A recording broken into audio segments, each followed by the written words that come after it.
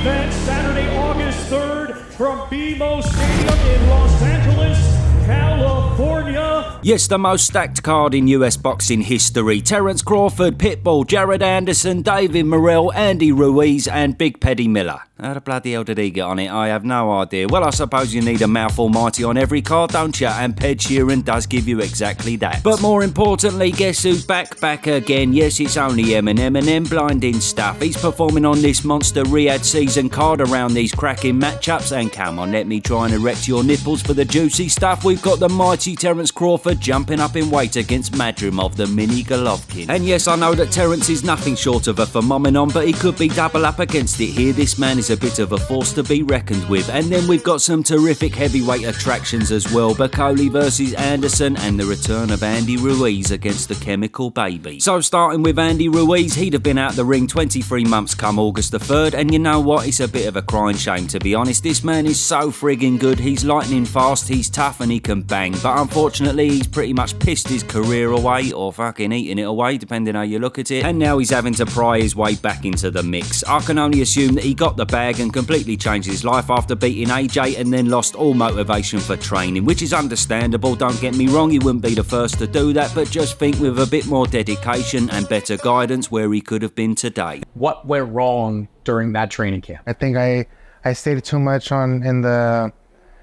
party life, you know. I was still enjoying the win, you know. I totally forgot that I had the rematch. In 6 months, it goes by so fast. And then boom, I ended up going to Saudi Arabia. I gained 30 more pounds. I wasn't focused, I wasn't ready. Anyway, yes, after blowing the Joshua rematch because he ate too many fucking pasties, he's had 2 decision wins over Arreola and Ortiz. Nothing to really shout home about, but luckily for him, Big Baby Miller is around about their level, maybe even just below Ortiz to be fair. So it's simply hard to say what we can expect from Andy, but with 2 years of ring rust, we can assume he's not going to be 100%. However, we do know what to expect from the Big Baby. In a nutshell, this man has a brilliant chin and he's double aggressive, but unless he's got half a laboratory syringed up his bumhole, he's basically fucking toilet. He's just too slow nowadays and way too obvious when he throws, so a fully informed Ruiz smashes this man to pieces with his speed alone. However, as mentioned, is this Andy Ruiz going to be anything like the one of the past? Has he been training properly or even training at all in the past 2 years? I mean, he barely trained for the AJ rematch and that was the biggest fight he'll ever have in his whole career, so who knows with this man. But yeah, on paper I can't see anything in Big Baby's power to threaten Ruiz. He definitely ain't got the speed, and the only way he wins this fight is if he's catching Ruiz at the best time. The best time being Ruiz taking him lightly and not taking the fight seriously at all, and the Big Baby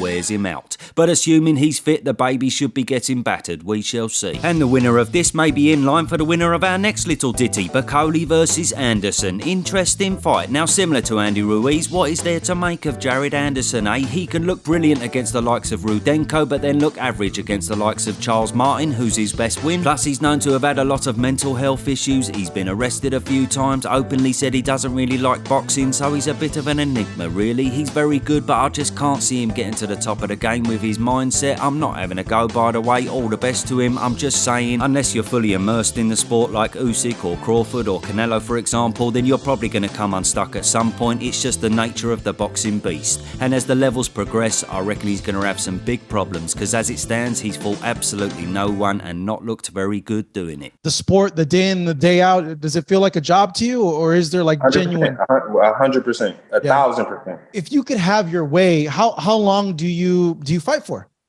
26, 27. Wow, that's like 4 years away. Dang, you want to get in and out, that's it. I've been doing this since I was 8 years old. Yeah. You know, I have to live, sleep, eat boxing, you know.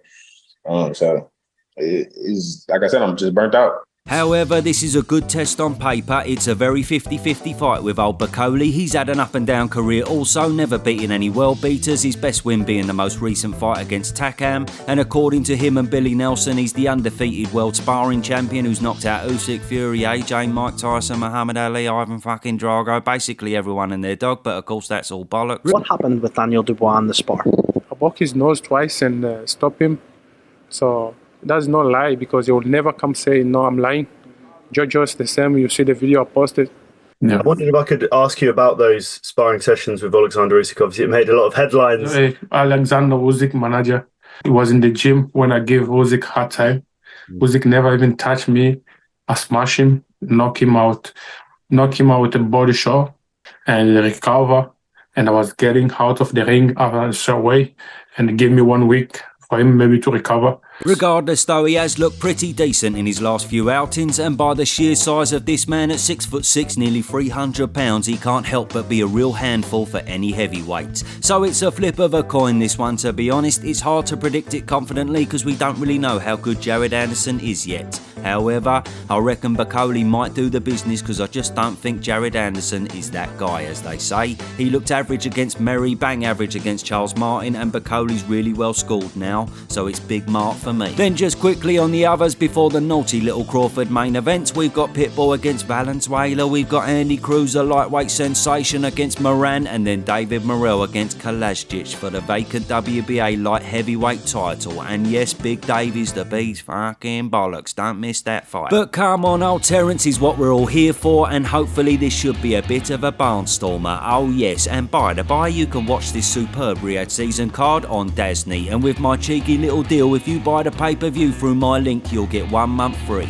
Link below, terrific stuff. So we all saw Madrimov knock out Kurbanov on the AJ Ngannou card, and he looked bloody good doing it. This man is not being compared to Golovkin for no reason at all. He's had an incredible amateur career and has picked up a world title after only 10 fights. This man is explosive, he don't stop coming forward, and many would place him as the current best 154 pounder in the world. Now this will be Crawford's first fight at Super Welter, and fair play, he's diving in at the deepest of deep ends. We know he's incredible, but you've got to remember, much like Canelo, when you do constantly jump up in weight, eventually you may reach one a step too far, and having come all the way from lightweight, could this be that division? Will his power transfer? Will his punch resistance be as strong? Or conversely, will his power be even more ferocious? We shall see. But yes, this is very intriguing because it's a much different test than Crawford's recent opponents of the past few years. I'm not digging out his record at all, I'm just saying you've got Spence, who didn't seem like the fighter he used to be. He fought Avanesian, Porter, Brook, Khan, all at the tail end of their careers, whereas he's coming up against a much younger, fresher beast this time around, who's more comfortable at the higher weight, so it ain't gonna be no walkover. However, on the flip side, of course, Madrimov's not faced anyone like Terence before, and it's just hard to bet against this man with his incredible timing and his brawler mentality, but most of all his experience topping Madrimov significantly. There's nothing this man ain't seen in boxing, and he was born with the dog in him, so there's a chance he may just old man him and show us why he is a pound for pound great. But I don't think it's going to be easy, and we won't know what factor the weight plays until that first bell rings. Let me know your thoughts below, and I'll see you soon.